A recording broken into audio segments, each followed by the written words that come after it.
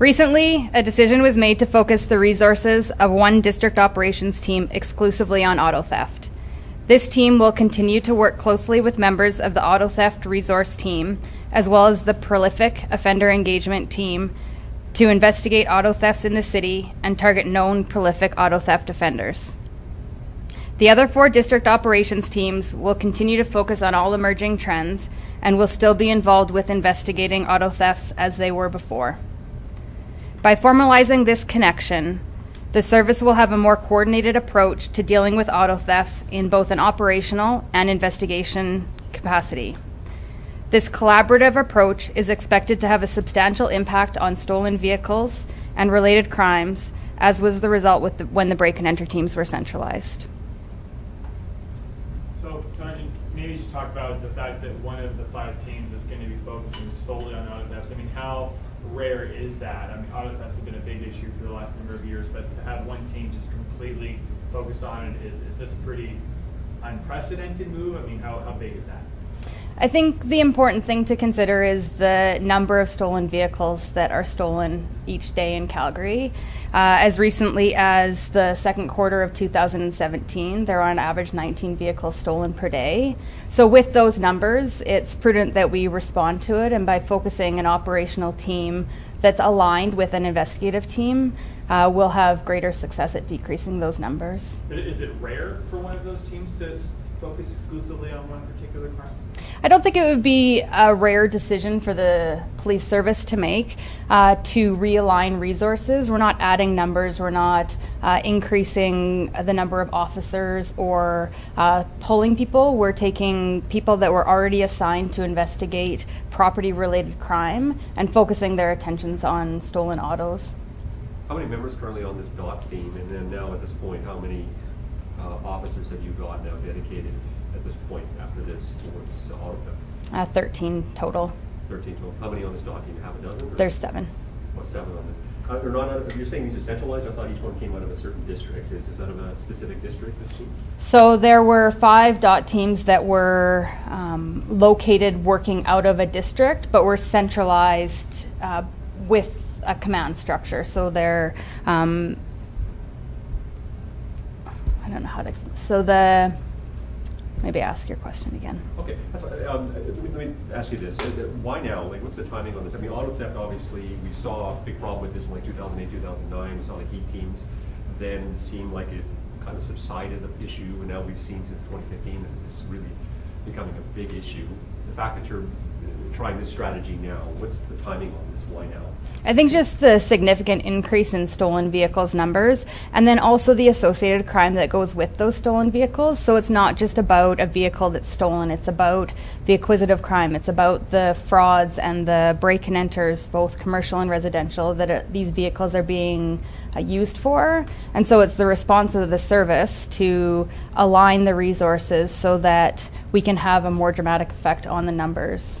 And give me a sense what these 7 members are going to do. I mean, I remember doing a ride-along with a heat team, and I remember that there were, for example, prolific offenders, for example, that they would be looking at, and so on. What would these 7 people be doing now? Is there a lot of similarities to what we saw back in 2008, 2009?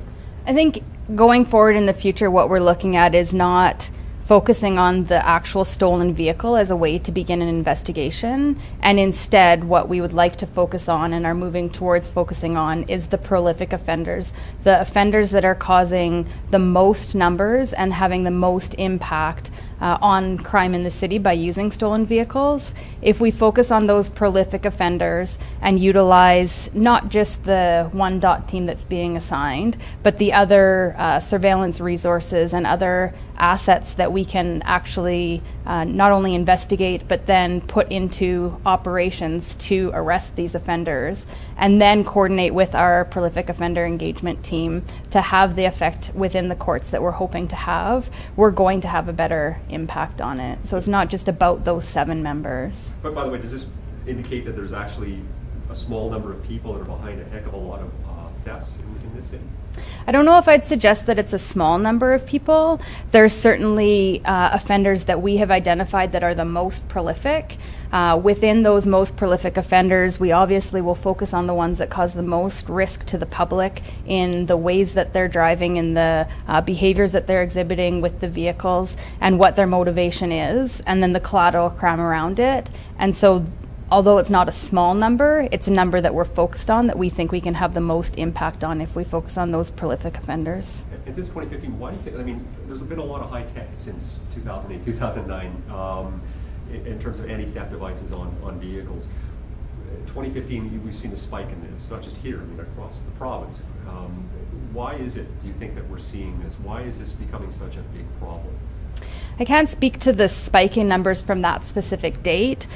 What I can say is that we could use the public's help in not in protecting your keys, in making sure that your garage doors are locked, and making sure that all the preventative measures that don't make it easy for offenders to steal vehicles with keys, because eventually that makes it even harder for prosecution because the person has a set of keys on them, right? And so now we're proving that they have knowledge of that offense. But are these offenders getting better in terms of working their way around the high-tech anti-theft devices, or are you finding that the vast majority of these thefts are really related to people leaving keys in the ignition? A large percentage of them are related to people leaving keys in the ignition to start their vehicles when it's cold out, in leaving garage doors open, in leaving cars unlocked, in not locking lockers properly at Good Life Fitness or different fitness areas where keys are readily accessible, and offenders are using the crime of opportunity to go and just keep checking unlocked car doors until they find one that's open, getting the garage door opener, going in, grabbing the keys from it, and leaving with one or two high-end vehicles that are in the garage in nice areas. Going back to the number of prolific offenders, would you say that, could you give us like a ballpark number of how many we would be considering prolific, if it's 10, 15, 25? Is it possible to get an idea of just like how many of those prolific ones we're identifying? I'd like to say a large number. So no? I'd prefer not to give that right now, yeah. And I also, when you say you're expecting a substantial impact on this based on the change of the teams, can you say perhaps what you would expect that impact to be, if it's a benchmark of we're going to look for a crackdown of X percent or something like that? I mean, when you say substantial impact, what does that kind of look like? Mm-hmm. I can't give a figure as to numbers as far as a percentage of a statistical decrease that we'll see. What I can say is that when we align resources to focus on a specific problem and then use prevention, enforcement, we will see an impact on the numbers. Just trying to get a sense of scale here. I mean, Calgary, for example, compared to other metropolitan areas, how do we rate in terms of auto theft? Are we seeing a real problem in Alberta? Is that something that's even more significant than what we see in British Columbia, Saskatchewan, Manitoba? I don't know the answer to that. Okay. I'm wondering, just check back up a tiny bit about the stealing. Do you find that maybe people are in habits, because we've gone to a lot of cars, keyless ignitions or whatever, you find that sometimes people forget that they, with the key, you turn it off, you pull it up, that maybe, they just, because the thing just has to be around the ignition, that people forget that they've leave their purse in, or they leave and they don't realize they've left that, the control to turn the car on. Do you think is that a contributing factor? I don't think anybody chooses not to be safe. If they knew that they were in a position, or that typically when we're talking with victims, they never think it's going to happen to them. And so the safety measures that we try to get out there to have citizens help us to prevent the crime often go by the wayside because they don't think their area will be focused by offenders, when in reality, these offenders, it's not isolated to one area of the city. It is everywhere. What are these vehicles being used for? Like, I mean, is it simply joyriding, or are they being used to commit other crimes? What are you finding trending-wise in terms of? So we see two different aspects of vehicle thefts. One would be the vehicles for profit, so vehicles that are re-VINed or cloned that are used for profit by more organized groups. And then we see vehicles that are used for collateral crime and for crimes of opportunity, where they're used for break and enters or frauds or gas drive-offs that are typically used where a high percentage are seen with addicted individuals who are using the vehicle not for profit, but eventually it will go down that road.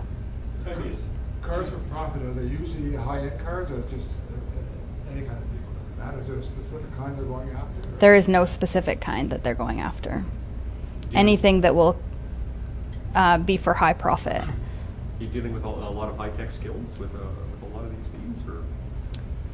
A large percentage of the cars that are stolen, it's not high tech. It's because the vehicle, they have accessibility to the keys. So there's lots of anti-theft protection devices in vehicles nowadays. It's because they are somehow getting the keys, and typically by either a citizen who leaves their cars from a car prowling or a dealership that has keys hanging on the wall that's accessible to people that are coming in through a break and enter.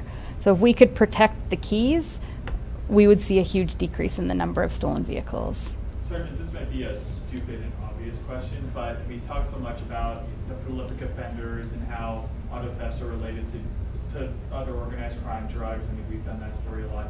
But can you talk a little bit more to the human element of what kind of impact this has on people who actually have their vehicles stolen? I mean, obviously there's the insurance and just the change in their lives, but I'm sure in your time you've heard some real horror stories of how somebody loses a car, that it just, it could potentially really wreck, their life or significantly add some major difficulty to their lives. I mean, can you just kind of touch a little bit on that, on the type of impact this has on the victims, kind of the human element of this whole thing?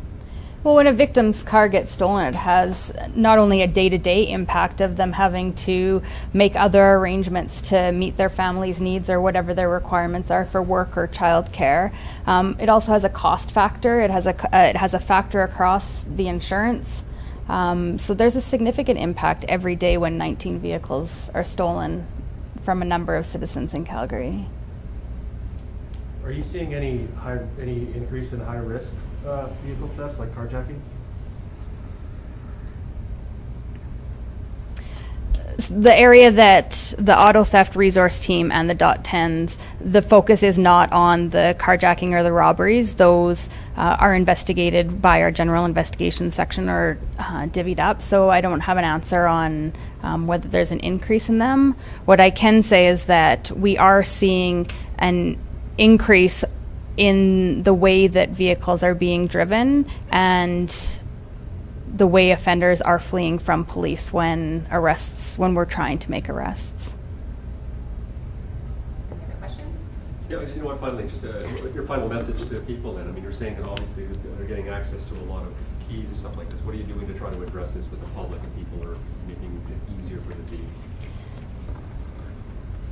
So as part of our plan of aligning resources, prevention is a huge component of it. If we could ask all citizens to treat their keys that is their vehicle, essentially without the keys, they're very difficult to take. And so that would help decrease our numbers significantly. It would help impact the stolen vehicle problem in Calgary if people could treat their keys like their keys are their vehicle.